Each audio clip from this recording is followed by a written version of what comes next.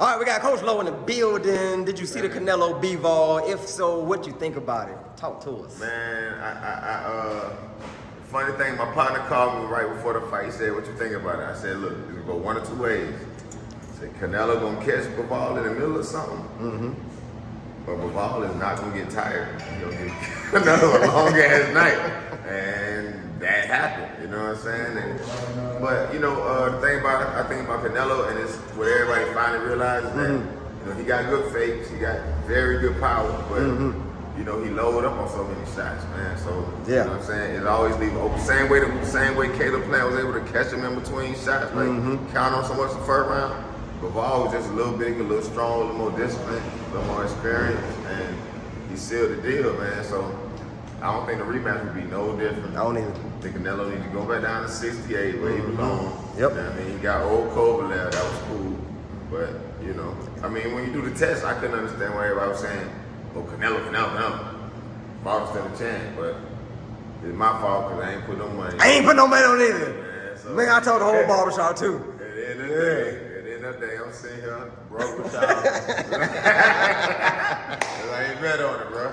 My G. You know what I mean? For sure. You are now tuned in to Boxing Blah Blah Blah, where we blah blah blah about everything boxing. Canelo. You lost, boy. You lost. You know what I'm saying? You took an L.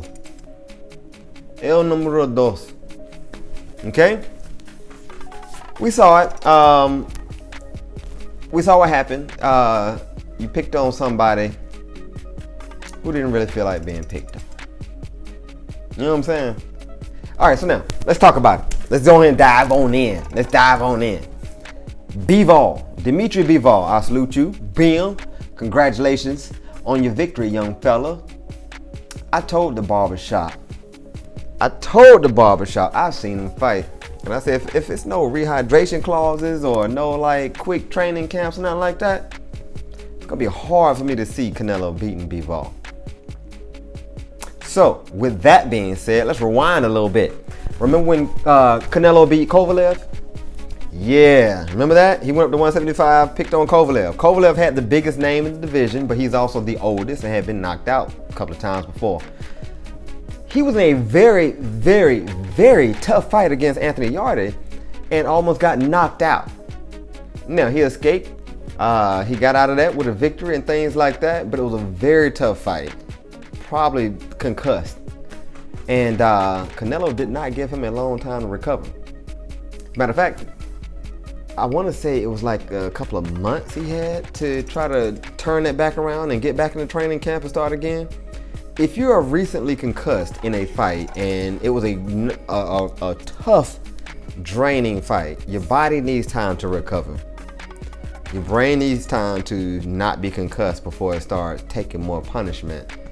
So something as simple as like sparring or something like that. You taking hits, but you taking hits in sparring. Then you got your headgear on, sometimes you're not, but you got your headgear on and stuff like that, but you're still taking jarring hits. And if you just had a concussion, if you were just in the concussion protocol tent, they don't send you right back out there if you had a concussion. So similar to boxing, you know, you don't get like hit once, get a concussion and that's it.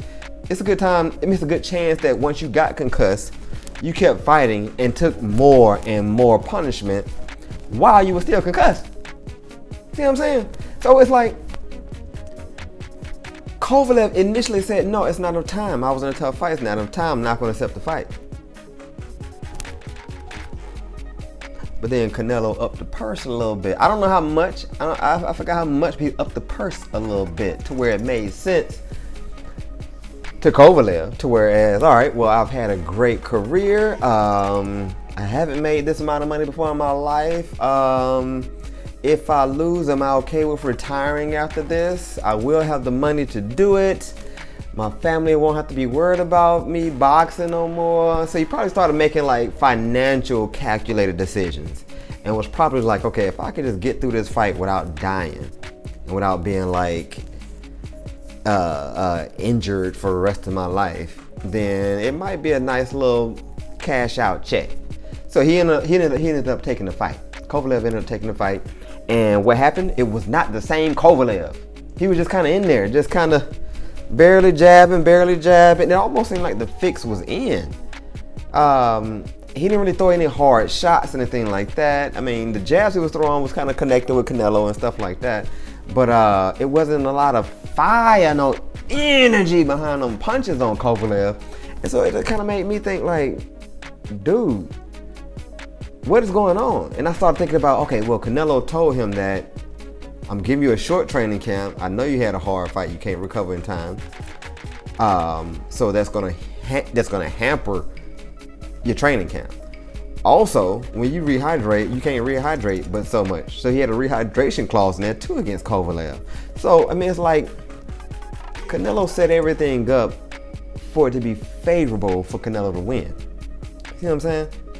So he goes up there, beats the champion at 175. Oh my God, Canelo, he's the greatest thing since sliced bread and the wheel. Shut up. No, he ain't. He was picking on somebody who was under the weather.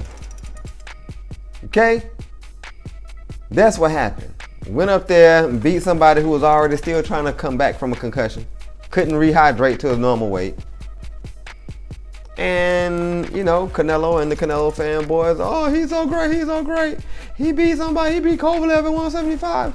There's no way that Charlo and Andrade and Benavidez can beat him. That's the voice I use when it's like fanboy voice. You know what I'm saying? It's like a high pitch. You know what I'm saying? They say that. That's the voice for fanboy voice. You know what I'm saying? But back to what I was talking about. So now he goes ahead and fights a bunch of other people who we know is not up to standards for Canelo. You see what I'm saying? He keeps dodging the people who everyone wants to see him fight. Everyone. If you're a DAZN fan, you want to see him fight Boo Boo Andrade. If you were a PBC fan, you want to see him fight Charlo and David Benavidez. But he would just dodge those three names. I mean, to the fact to where he would take a franchise belt to where he wouldn't have to fight the mandatory. Charlo was his mandatory at one point. That's when he took the franchise belt, so he wouldn't have to fight him. Horrible. See what I'm saying? Demetrius Andrade was on the same promotional team at DAZN. When Canelo first went to DAZN, the other middleweight over there was Boo Boo Andrade. Canelo went over there saying, I want to clear out the division, I want to become undisputed at 160. Boo Boo Andrade had the belt, Charlo had the belt. He decided to skip all that. You know what? I guess undisputed at 160 ain't as important. Let me go try to be undisputed somewhere else with lower fruit to pick. You know what I'm saying? You see, are you following what's going on now? Someone who is athletic, tall, strong, who can move a little bit, was challenging. One was Charlo, one was Andrade, one was Benavidez. Benavidez don't move as well as the other two, but he throws 1 million punches per round. David Benavidez, boy, he do.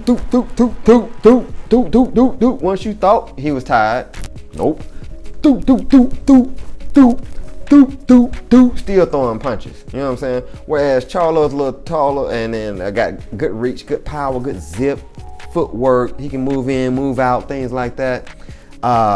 Whereas Boo Boo Andrade just extra slippery and extra slick with his stuff. Got a nice decent pop, probably not as much as Charlo and all that, but got a nice decent pop and hit you, boom, hit you from there, boom. You know what I'm saying? So it's like those fighters were, they posed a lot more problems for Canelo. So for, I want to say about the last, 4 years, he's been dodging them. Might even been longer than that. I don't know. It's been a long time. You know what I'm saying? So he got beat. You know what I'm saying? What happened in the fight? Bivol was able to capitalize on the fact that Canelo only likes to throw wide hooking punches with a lot of power. Canelo doesn't switch up his gameplay. He wants to intimidate you with great counter punching ability. He has a great slip counter and all that kind of stuff. And his power. And once he can slip, catch you with a few things, most times the opponents get a little gunshot. You know what I'm saying? And it's either gun shy by like only throwing a certain amount of punches, or it's gun shy by the punches that they're throwing have no zip because they just trying to punch and get out of the way. So they're not sitting down on their punches or anything like that. They just, don't hit me, Canelo, and stuff like that. Bivol, on the other hand, tall, got some power, got some boxing ability, and kept giving him a slight step back. So when Canelo wanted to do something, it was a slight step back. And then what also happened was, when Canelo would come in and throw those big wide hooks, Bivol would catch it on the arm, and then when Canelo was leaving out, Bivol would give him a to-go plate. Hey, take this to go. I already wrapped it in some saran wrap, and I put aluminum foil on top. You should be fine, baby. You feel what I'm saying? It was like that. So Canelo would be in there, and then as he leaving out, oh, wait, what happened? Oh. And it kept going just like that. And then all of a sudden, Bivol was like, wait a minute, you can't hurt me at all. You can hurt my arm. Like at the end of the fight, they said, Bivol, will you hurt it all? He was like, yeah, my arm, look, it's bruised. I was catching a lot of punches on my arm. So other than that, you see what I'm saying? So it's like Bivol had an answer, and then he turned the tides and started being a little bit more aggressive towards Canelo towards the end. And just really started just beating up Canelo. Like, there's a few times where Canelo just kind of like laid back in the ropes like, what in the world is going on? Like, okay, well, come over here. Let me try to slip you over here. And Bivol didn't fall for no tricks whatsoever. Bivol just stayed on the outside, kept a little range. You can't hit me from here. Lean on the ropes if you want to. I'm going to stand here and look at you lean on the ropes. Soon as you come off the ropes, doop, doop, doop. And that's what happened. And then after, I want to say around 6th, 7th round, Bivol started to go ahead and throw something while he was on the ropes. Like, you can't hurt me, boy. And you have no answers. When a fighter does not have a game plan B or cannot make adjustments, it disappoints me. It puts you in like categories of like Zab Judah couldn't really have a game plan. Like if he couldn't get you with his athleticism and all his power and that southpaw hook and all that kind of stuff, it's like there was no game plan B. Like when he fought Costa Zoo and when he fought Floyd Mayweather. Like he hurt Floyd. Zab Judah hurt Floyd Mayweather, but couldn't finish it because Floyd adjusted and Zab couldn't adjust. So in this fight, Bivol was the only one who was adjusting. Canelo wasn't. Just kept coming. And it would take some. I personally scored the fight. I may have given Canelo 2 rounds, maybe 2. And it might be because he did better than he did in some of the other rounds. It was really a whitewashing, to be honest with you. Every round, put it like this. Even if you were able to score some rounds for Canelo, when you look at that fight, who you think went back to the corner more confident? Every round. From round 1, round 2, round 3, round 4, who went back to the corner more confident each round? No matter how you scored, no matter who landed more punches, in which Bivol landed way more punches than Canelo in damn near every round. So take that aside.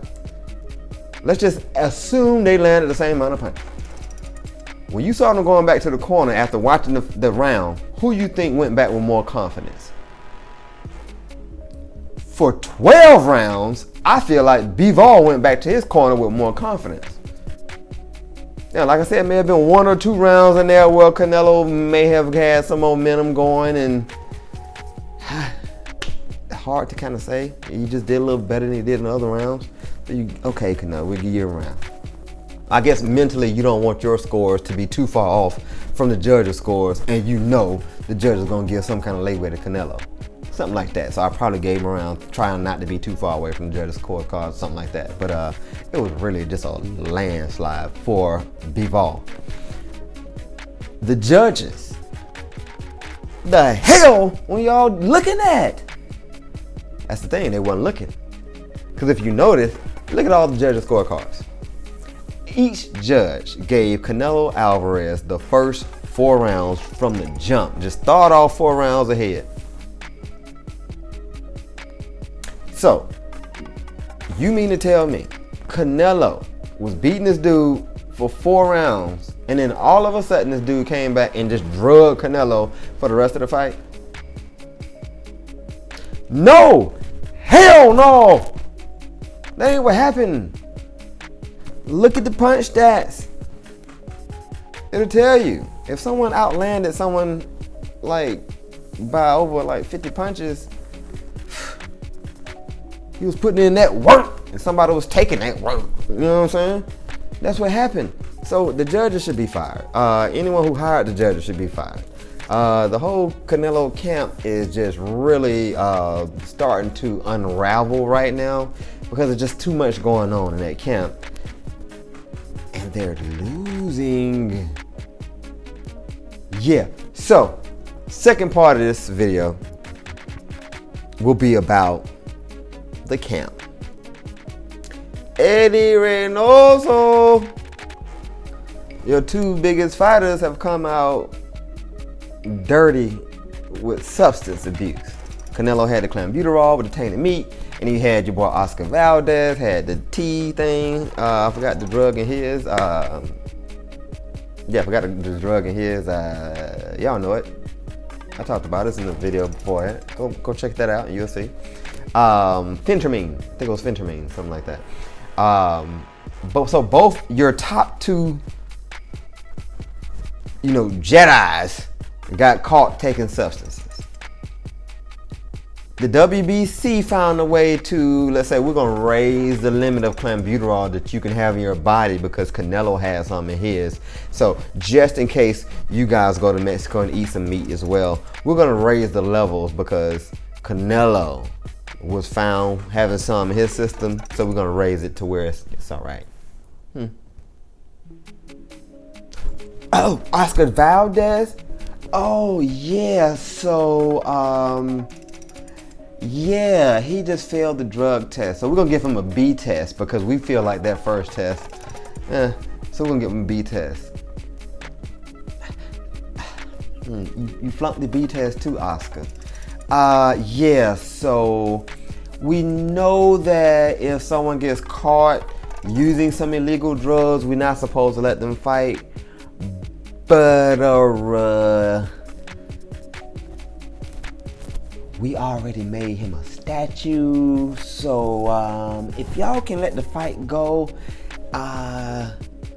we won't feel like we made the statue in vain because we're supposed to like unveil it for him like Sunday, like next day. So yeah, if you can let him fight, you know what I'm saying? Yeah. Oh, you know what else too? The dude he's fighting, Conceição, he's pretty good. So if y'all can find a way to make sure Oscar Valdez wins, even if he gets his ass beat, just find a way to make sure he wins because, like I said, we done already made this statue for him and we're gonna be unveiling it. So it'd be pretty good if he comes off of a victory, wouldn't you say? So find a way to, make it to where he wins. That is horrible. That's horrible. So now, with that being said, Eddy Reynoso, your two top guys got beat back to back. One weekend, Oscar Valdez got severely outboxed by Shakur Stevenson. We salute you, Shakur. And then the very next week, your main stable guy, your bread and butter, your apples and crumpets, your TNT bags, that guy lost. You know how he lost? He got severely outboxed by someone who most people didn't even know of. See where I'm going here? Why is it that the guy who keeps beating Derrick James for Trainer of the Year, his guys get outboxed back to back? Not like just, oh, okay, I happen to land a lucky shot and this happened, I beat your guy. No, they got outboxed for 12 rounds. The whole way through outboxed. From round 1 to round 12, your two best pupils got outboxed and had no game plan B. So if we can please not see Eddy Reynoso for Trainer of the Year again, when his two main people just got outboxed back to back, that'd be great. Meanwhile, we got somebody over here named Derrick James who has Errol Spence, still doing his thing, just knocking out Ugas. Has what, 3 belts now? You got Jamel Charlo over there, about to be undisputed damn near. Why he ain't Trainer of the Year? Ever. Okay? So let's start thinking about this kind of stuff like that, all right? Pound for pound rankings. I don't want to see Canelo up on the top of the pound for pound rankings no more. Now you got 2 losses.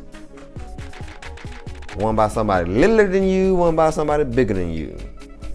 And you got outboxed both times. So you can't be the top of the pound for pound in boxing if you got outboxed. Pretty much so 24 rounds of outboxed.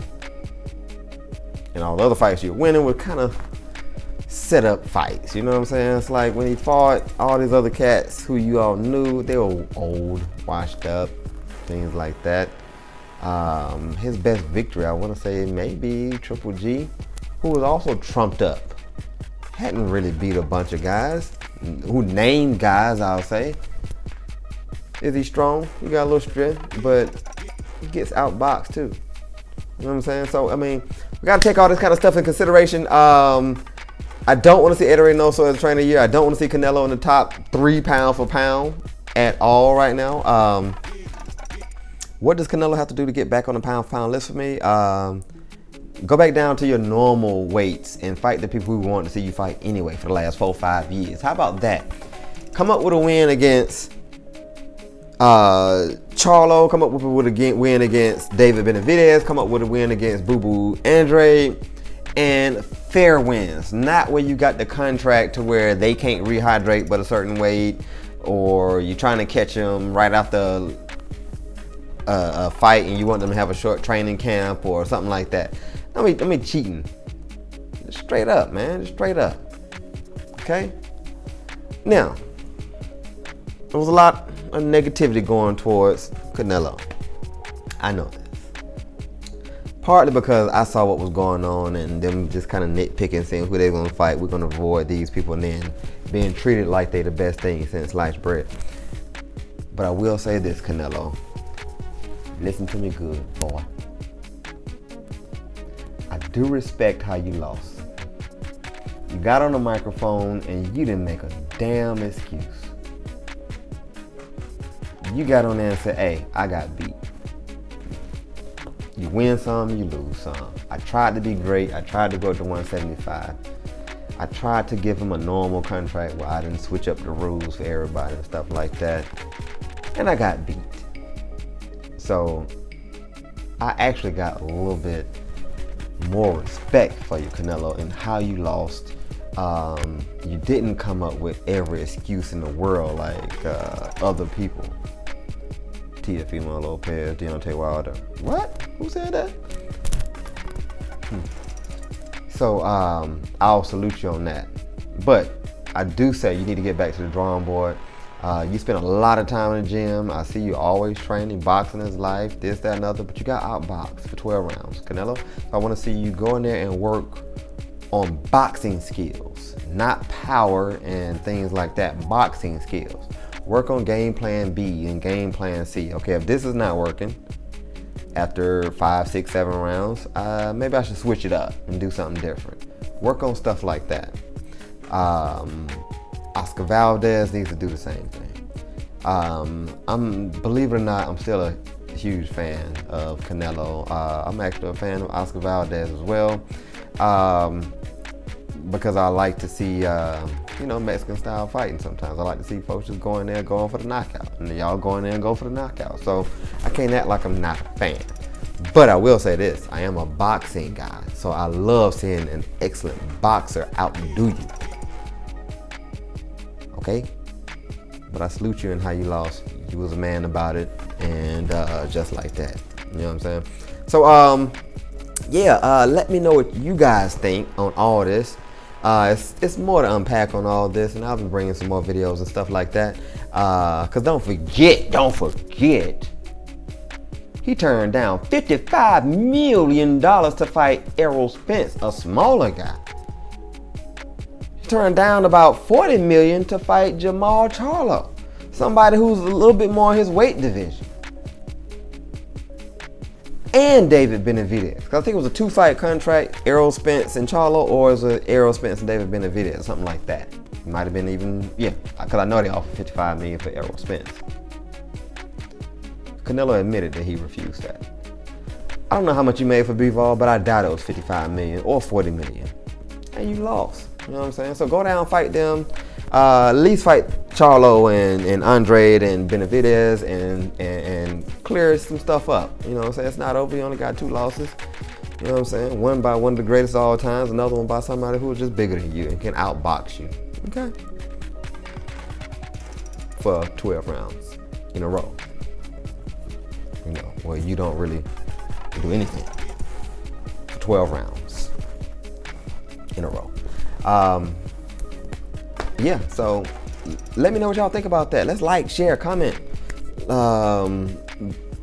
Put some comments down there. Let me know who Canelo should fight next. That's the question. Who should Canelo fight next? Who y'all want to see him fight? I know you want to see him fight. It's either going to be Charlo, Benavidez, or Andre. Who should he fight next? Should he fight a little tune-up fight first, or should he just put it all out there? You're 31. Just go ahead and put it out there. You took an L. See if you can take another one. All right, Eddy Reynoso's camp. Let me know what y'all think about his 2 best people losing, like, decisively to boxers. Let me know what y'all think about that kind of stuff, all right? I am ALLMIT, you know what I'm saying? I'm the one who's over here doing this boxing show for y'all, so I need y'all to share it. You know what I'm saying? Share it. Share some of this energy that we going through right here. Send it out to somebody else. Hit like, comment on it. Let's have good discussions in the comment section, all that good stuff. But you have been watching Boxing Blah Blah Blah, where we blah blah blah about everything boxing. I'm your boy ALLMIT. Follow me on Instagram. Almighty Athletics is 2 L's in Almighty. ALLMIT Athletics. I, right now, have my pen, it's an imaginary pen, and my paper, imaginary paper, and I am signing out.